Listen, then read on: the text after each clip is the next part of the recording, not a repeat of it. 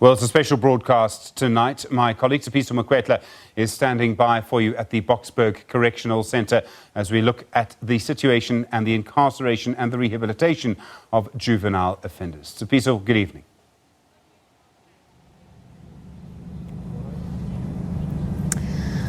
Thanks a lot, Stephen. And if you cast your eye to the screen, as I'm sure you're doing now, you will see visuals of young inmates here, especially at the juvenile centre of the Boksburg Correctional Centre. And where we're broadcasting from is the sewing room, and you know there are various workshops where especially the elder population here get involved in making desks and chairs and sewing the uniforms, even the undergarments and pillowcases. But Stephen, as you mentioned, we are asking this question whether correctional centres like these are an apt solution to rehabilitating young offenders.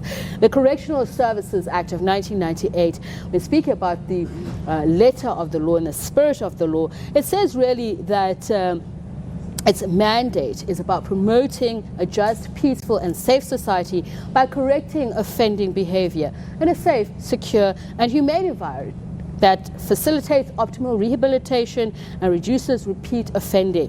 The White Paper on Corrections places rehabilitation of inmates with safety and security at the centre of the department's mandate. So we'll talk a little bit further with those inmates that we introduced to you earlier on. But let me introduce you to the people who are behind implementing the laws. You met earlier on Asnath Ngonyama, who is the registered educational psychologist at Correctional Services, furthest to my left, and Takani Mulatedi is the regional commissioner, Gauteng Correctional Services. Thank you so much for joining us. We've had a very interesting discussion with the inmates. There has often been concern about the conditions which inmates are housed and the opportunities that they get. Speaking to the wardens earlier on, they were telling me that you pay special attention, especially to the juvenile incarcerated, because you ensure you instill discipline. Tell us about your approach to that. Do you feel that that is what's lacking in society?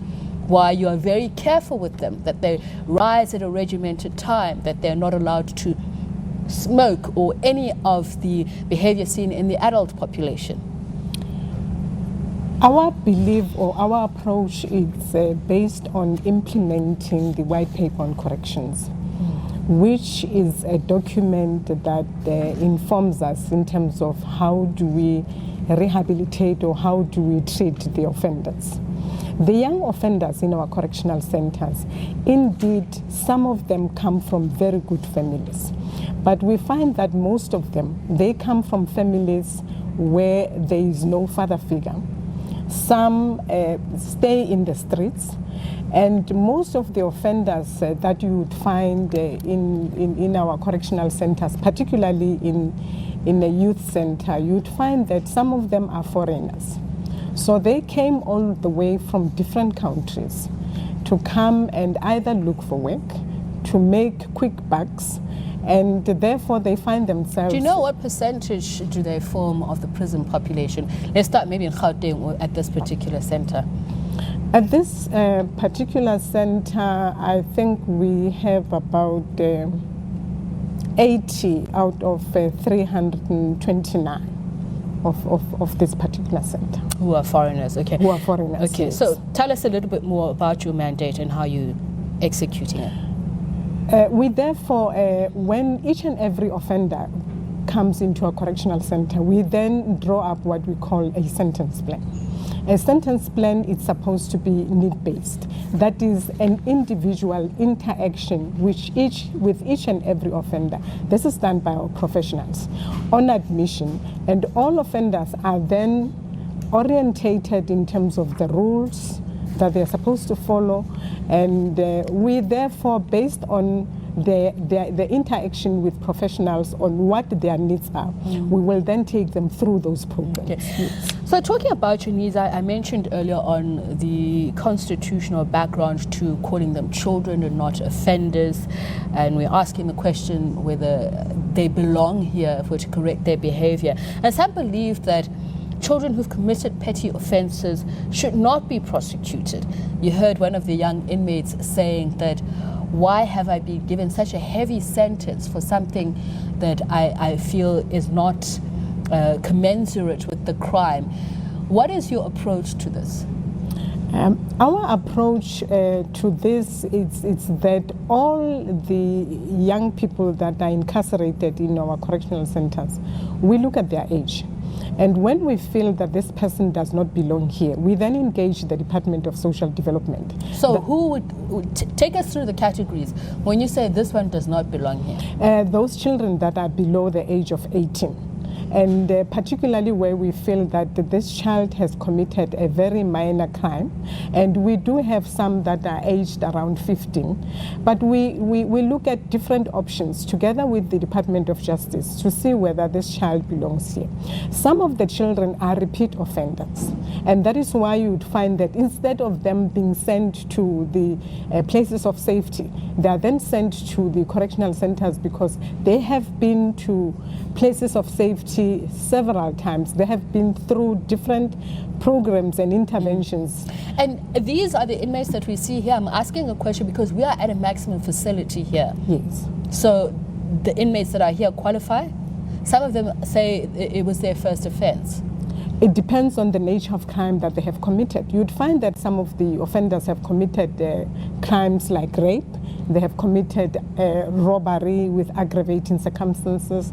And those are the circumstances that makes the justice system to look at the sentence that is required for the crime that they have committed. And is it easy, we'll re-look at the programs in just a moment, is it easy to keep inmates such as this in this kind of facility? What we mentioned earlier on, that there are worse facilities that we've seen with the kind of environment. From a budgetary point of view, how much would you spend, and are they adequate? We are allocated a budget based on the number of officials that we have, based on the number of programs that we are going to be presenting, and based on a number of activities in terms of providing healthcare services, in terms of providing offenders with food, with hygiene, etc., and maintaining also the facilities. How do you do that? Because I'm thinking in 2016, Justice Minister Michael Masuta admitted, following the Auditor General's report, saying that there are not accurate and sufficient numbers or data of the prison population. So I'd imagine that should cause some difficulties. In terms of the population, we do know how many offenders are here, but the challenge would be the success of a number of interventions from SABC. As they arrest, as justice system sentences, we find ourselves being overcrowded. And that is why we are not able to budget to say we are going to be looking after this number of offenders. You're the last Our port of numbers call are for the fluctuating criminal from time to justice time. system. Yes. So just looking at that, we're speaking about reintegrating some of these inmates into society, and they need various tools. We'll talk about life skills and also skills for them to find jobs. If you're talking about diversions, though, how do you ensure that a soft approach is good enough for them to still take responsibility for their actions? As in punitive, but not too punitive to break their spirits and inspire recidivism. Mingonya? Can you please repeat your question, please? So I'm asking the tools that you use. So we're saying we don't want to be too punitive in our approach. We want to have rehabilitative programs. What is soft enough and what is hard enough for them to reach the desired place? I think our approach, it's not, the tools that we're using are not punitive. Because we try to encourage them to go to school, we try to encourage them to do skills. So I think it's not punitive.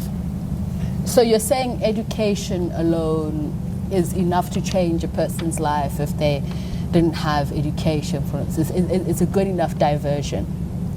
It's education plus skills and our daily intervention. What kind of skills development is needed? If we're taking them back into society, we want them to be responsible members of society, obviously, who can be employed.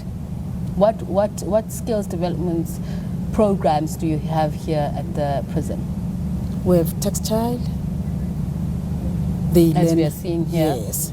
We also have horticulture. For them, we also train them on horticulture, so that when they go out, they can be able to sustain themselves. Okay. And anything else? We also have workshops, steel workshops, and the furniture that you're seeing here, it's manufactured by our inmates. So, I want to talk about, Commissioner, I want to talk about the trend that we've seen in the prison population. Some think tanks are saying there's evidence that the age of those who are incarcerated is getting younger and younger. Is this what you are experiencing? Indeed, we are experiencing the same thing in the Department of Correctional Services. Hence the move to revisit the number of programs that we have, such that they can be able to deal with this young generation. And do you think the management of children awaiting trial is a big part of that? As you mentioned, that you end up relying on the other aspects of the criminal justice system, which leaves you with prisons that are overflowing because you have no chance. Do you think there need to be better management of that, children awaiting trial? I don't think it starts with children that are awaiting trial. I believe the society can play a role in terms of preventing children from coming into correctional centers. I think programs of this nature, I think they would be creating an awareness in terms of the plight of young offenders within our correctional centers, and that correctional centers are not places for young people to be. And I do believe that at the time when they are awaiting trial, for me, it's a bit too late for us to be able to try and do something about it. Okay. I do believe we can catch them whilst they're still within the community. So, as we mentioned, the reason we're doing this is Youth Month. Speak to our audience. It's a collaborative effort. We mentioned that earlier on as a society. What can we do as a society to prevent younger children from finding themselves in this position? I think if we can be involved, I think starting from the parents need to know where their children are. The parents need to know where their children are, what the children are doing. And the parents need to go to schools, monitor that the children are going to schools, not just leave a child and go to school, but the involvement of parents, involvement of community members, that when you see a young person doing something wrong, I think it is our responsibility to be able to caution that person to say, do not do this. Like we were brought up in that way where each and every parent could call you to order. Yes. We're going to speak to the 6 young inmates to find out what their passions are, what skills are they looking for, and what would change their lives for the better once released back into society. Thank you very much, Takani Muladedu, who's the Regional Commissioner, Gauteng Correctional Services. Asnath Ngonyama is a registered educational psychologist here at Correctional Services as well. Stephen, it's back to you.